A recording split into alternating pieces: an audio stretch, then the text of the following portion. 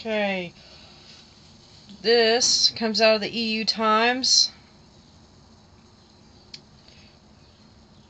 Moscow bomb shelters begin to fill as Russia prepares for war. The Ministry of Defense (MOD) is reporting today that President Putin has effectively warned both the United States and European Union that British Prime Minister David Cameron must be removed in order to avert the catastrophic consequences of total war. According to this report, President Putin and other top officials were put under the protection of the MOD during the past fortnight after intelligence reports revealed a planned nuclear first strike against the Federation planned by Prime Minister Cameron due to occur this week, and which we had previously reported on in our 14th of March report. Russia warned state of war exists as UK nukes prepare first strike. If the United States has been complicit in this planned nuclear attack by Prime Minister Cameron against the Federation, this MOD report leaves uncertain based upon information obtained by Federal Security Service Director Alexander Brotovov after his private White House meeting with President Barack Obama a few weeks ago. Also, and as we had reported on March 15th in our report titled Obama Meets with Top Russian Spy, Warns He Can't Stop War, and the MOD again states in their new report today, no one in the Kremlin is even sure if President Obama is in control of his own nation anymore after U.S. Assistant Secretary of State for European and Eurasian Affairs Victoria Nuland raged last week at Foreign Minister Sergei Lavrov, claiming that former Vice President Richard Dick Cheney was in charge of the United States now. Even worse, this MOD report continues, regardless of who is in charge of the U.S. right now, a de facto state of war now exists between the Federation of America after the Obama regime's statement yesterday that their sanctions against Russia would basically go on forever, as the Federation will never allow Crimea to retaken by the Nazi-led government of Ukraine. The total war plans ordered by President Putin in response to this extraordinary threat, this report further notes, were made under MOD supervision and consultation over the past fortnight at the highly secretive and mammoth underground Mount Yamamantu complex in the Ural Mountains, and include offensive, defensive, covert, and psychological measures intended to prevent total war.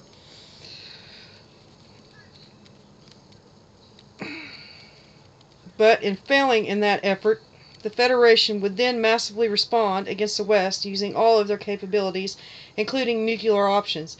Interesting to note, this MOD report is how it details one of the psychological measures used in this total war plan that included this past Sunday's television documentary, wherein President Putin for the first time publicly admitted that he privately threatened the West with nuclear war over the Crimea crisis.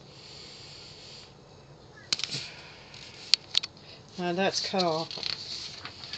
This MOD report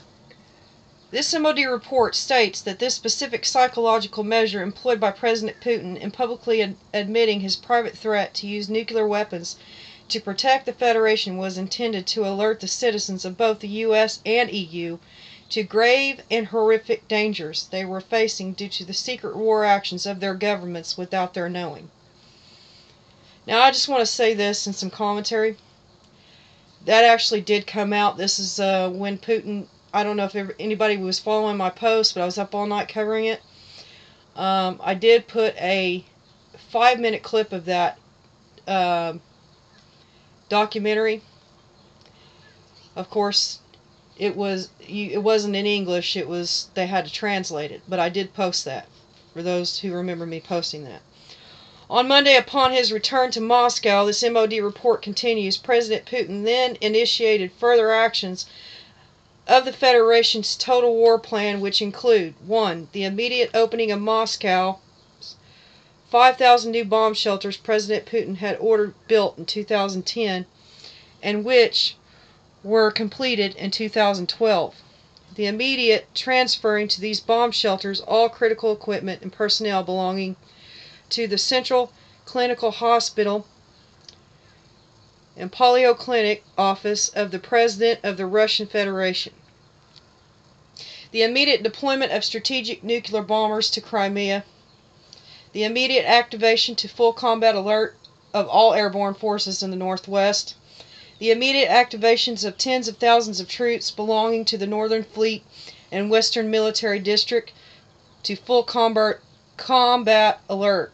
The immediate activation of Siberian Air Defense Forces. As this nationwide show of force is currently ongoing, this MOD report says Belarus military forces have put their forces on full combat alert too and joined their Russian counterparts in the strategic offensive, as likewise Ukraine has issued plans and aggressive maps showing an attack of Crimea and also Khabun region in southern Russia by Ukrainian army with the support of NATO navies. Even though the Administrator General of the Eurasian Observatory for Democracy and Elections,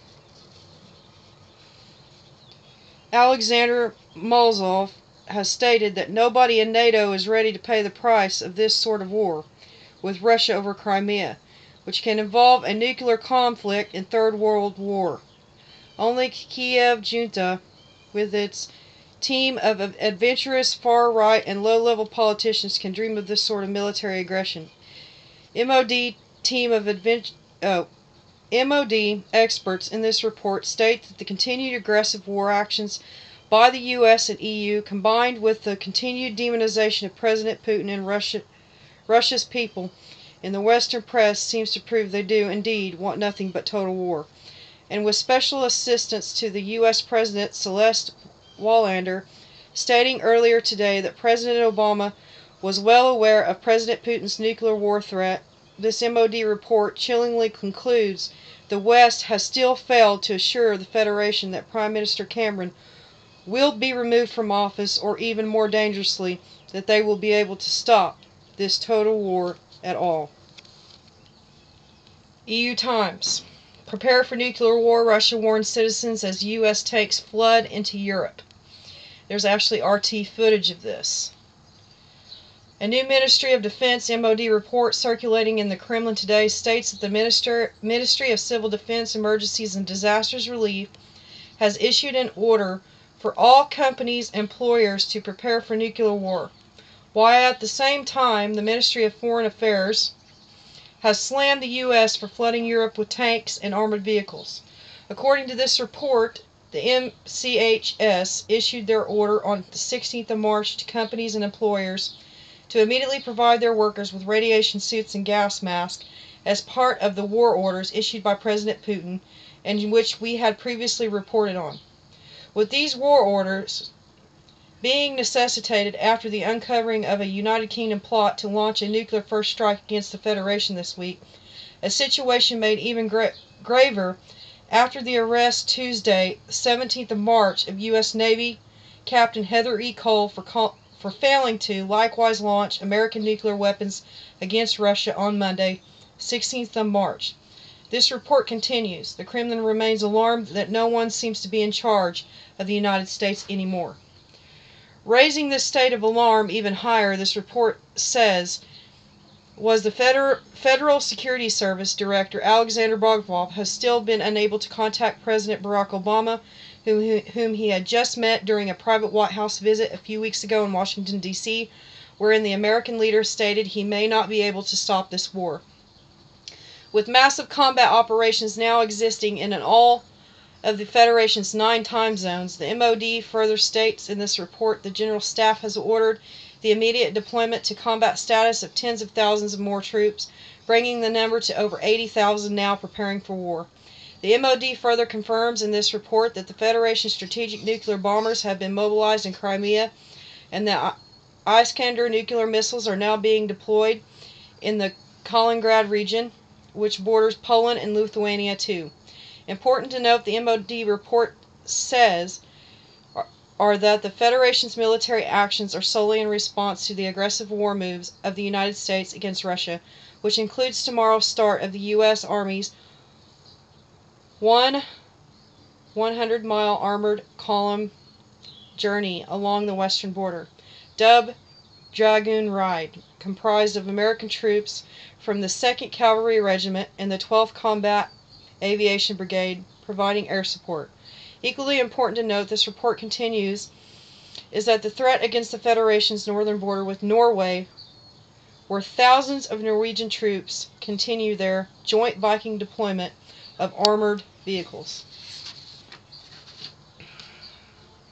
Most ominously, however, MOD experts in this report say, was President Obama's order this week to immediately deploy to Germany 800 tracked and wheeled vehicles, which, when combined with the 220 Abrams main battle tanks and Bradley fighting vehicles the U.S. has sent to Eastern Europe, the 120 Abrams battle tanks and armored vehicles sent to Latvia, and the hundreds of other tanks and armored vehicles stuffed into Norwegian caves for a U.S. main expeditionary brigade.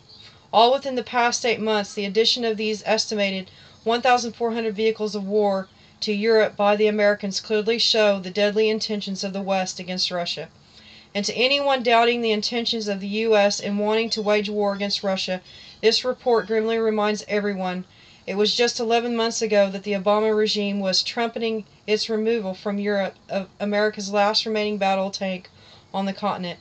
And as we can, in part, read, as reported by the Stars and Stripes news service on the 9th of April 2014.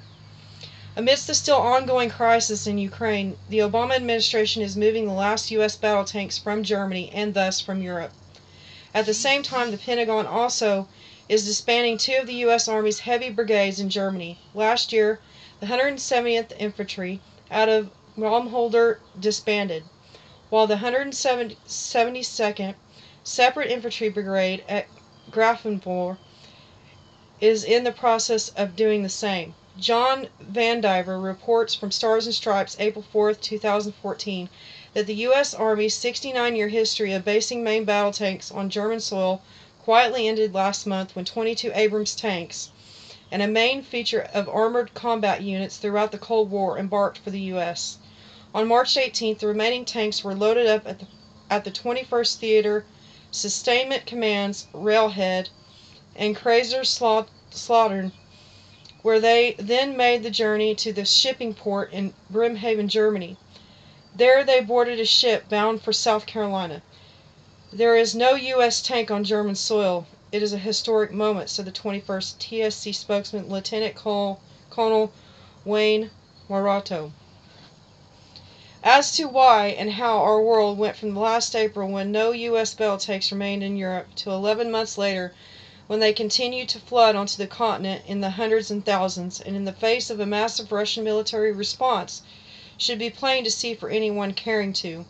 Now all that remains to happen is the planned false flag incident forcing us all into a war very few will ever know the true reasons for, but which the majority of whom, sadly, will also become its casualties.